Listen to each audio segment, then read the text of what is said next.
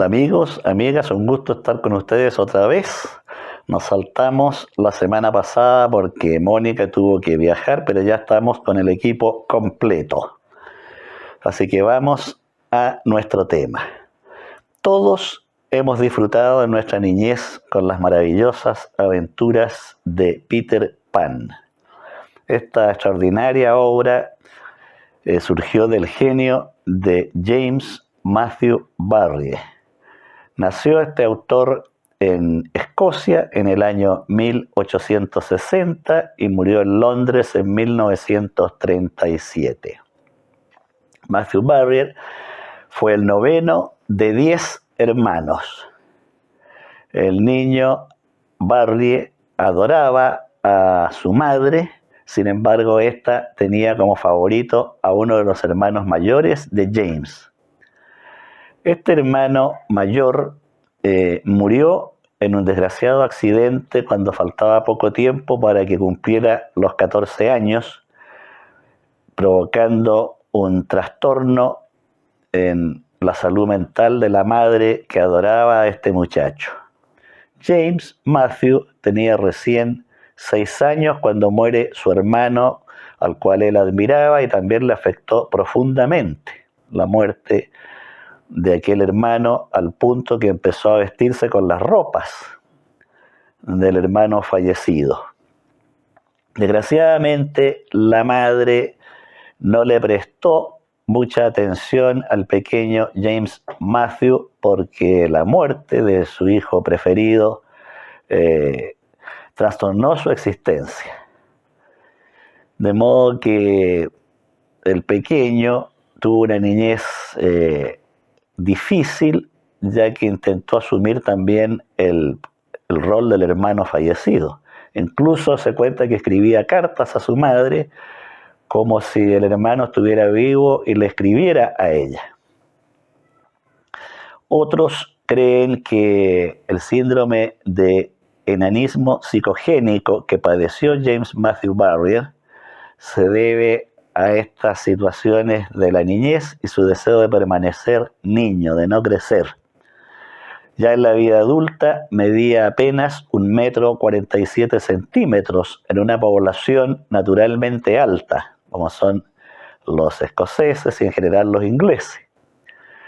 Matthew Barrie estudió en la Universidad de Edimburgo, donde conoció y cultivó la amistad de Arthur Conan Doyle y Robert Louis Stevenson. Entonces después se trasladó a Londres y, fue periodista, dramaturgo y novelista. Escribió muchas obras, novelas, que ya le dieron fama, pero la fama universal le llegó con Peter Pan, la obra que todos conocemos a través de los libros, de las adaptaciones y del cine. Matthew Barrie, estando en Londres, solía pasear en los jardines de Kensington. Allí conoció a los hermanos Davies. Eran 5 niños que salían a pasear con su cuidadora y Matthew Barrie cultivó la amistad de estos chicos y la madre de los niños, Sylvia Llewellyn Davies. Algunos dicen que el escritor sostuvo un apasionado romance con Silvia y fue tan intensa la relación que cuando enviudó Silvia, porque era casada y tenía esta familia, él pasó a tener la custodia de los niños y a la muerte de Silvia, él quedó al cuidado de los niños. Aquí nuevamente lo persiguió la fatalidad porque 2 de estos niños fallecieron trágicamente también. Antes de conocer a Sylvia Llewellyn Davies, Barrie había tenido un matrimonio con la actriz Mary Ansell. Matrimonio fallido que duró poco tiempo y terminó en el fracaso. De modo que no tuvo hijos propios. Los cuentos, las primeras aventuras de Peter Pan se las contaba Matthew Barrie a estos niños, a los chicos Davies, y las agrupó. Aparece el personaje Peter Pan en un libro llamado El pajarillo blanco. Luego reaparece el personaje en una comedia que tituló Peter Pan, el niño que no quería crecer. Más tarde lo llevó a una obra de teatro titulada Peter Pan en los jardines de Kensington. Y finalmente hizo una versión novelada de la obra de teatro y esta es lo que alcanzó la fama universal.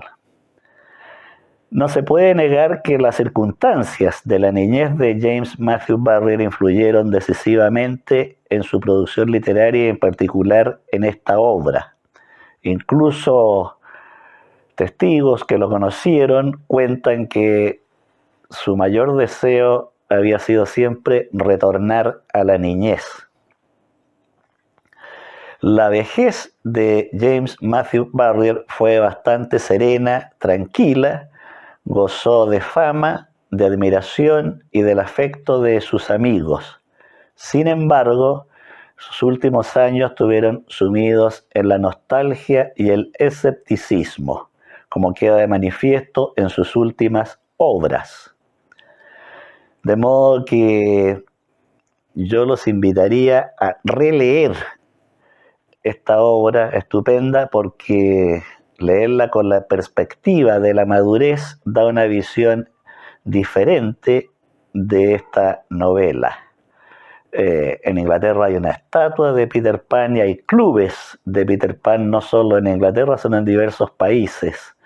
Y se acuñó también en psicología el famoso síndrome de Peter Pan para quienes no maduran hacia etapas posteriores del crecimiento humano. De modo que ha tenido una relevancia decisiva en las letras y en otros ámbitos también. Pero una de las buenas prácticas de la lectura no es solo leer, sino también releer. Y esto a veces es más importante porque siempre se encuentran en una obra nuevos sentidos con nuevas lecturas. Después de esta breve reseña y como siempre les voy a dejar a Mónica leyendo esta vez 2 cuentos muy breves de mi último libro. Ojalá les agrade. Amores de mármol. En un apartado montículo verde, rodeado de flores blancas, amarillas y rojas, visitadas por abejas y mariposas, había una estatua de mármol. Era una ninfa desnuda tocando una flauta. En las noches de luna llena, cuando ya ninguna figura se deslizaba por aquel solitario lugar, la ninfa dejaba la flauta en la hierba, salía del pedestal y caminaba hacia el otro lado del montecillo, donde estaba la estatua de un sátiro barbudo y musculoso. Allí, protegidos por la sombra del árbol que crecía junto al sátiro, se entregaban a las delicias de la pasión.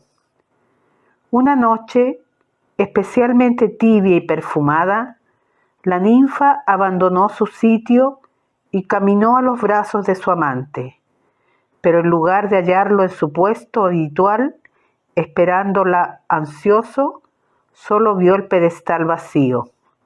Dominada por el espanto y la tristeza, volvió a su pedestal y se quedó fría y rígida, como una estatua.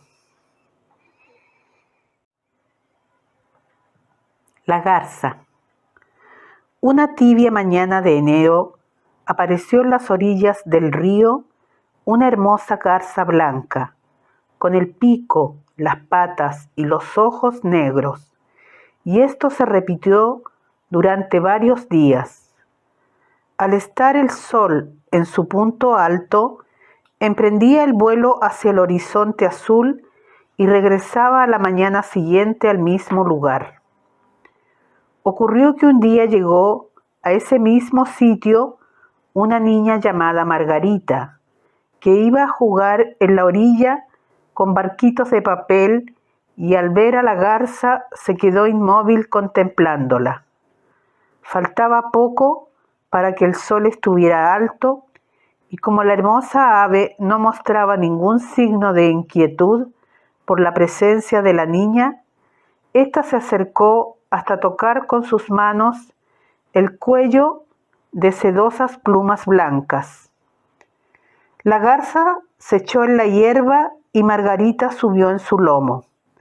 Entonces el ave se levantó, desplegó las alas y emprendió el vuelo hacia el horizonte. El pelo y el vestido de la niña se agitaban con el viento. Ella reía y gritaba feliz, mientras el río, la isla y la aldea se iban haciendo cada vez más pequeños en la distancia, y hasta alcanzó a ver, antes de perderse en la altura, como desde un barco le hacían señas con las manos. Y la garza no regresó, pero Margarita apareció a la mañana siguiente en la orilla donde conoció al ave, caminando como si viniera de un sueño. Se aproximó al agua y al mirarse soltó un grito. El rostro reflejado en la superficie era el de una anciana de unos 80 años.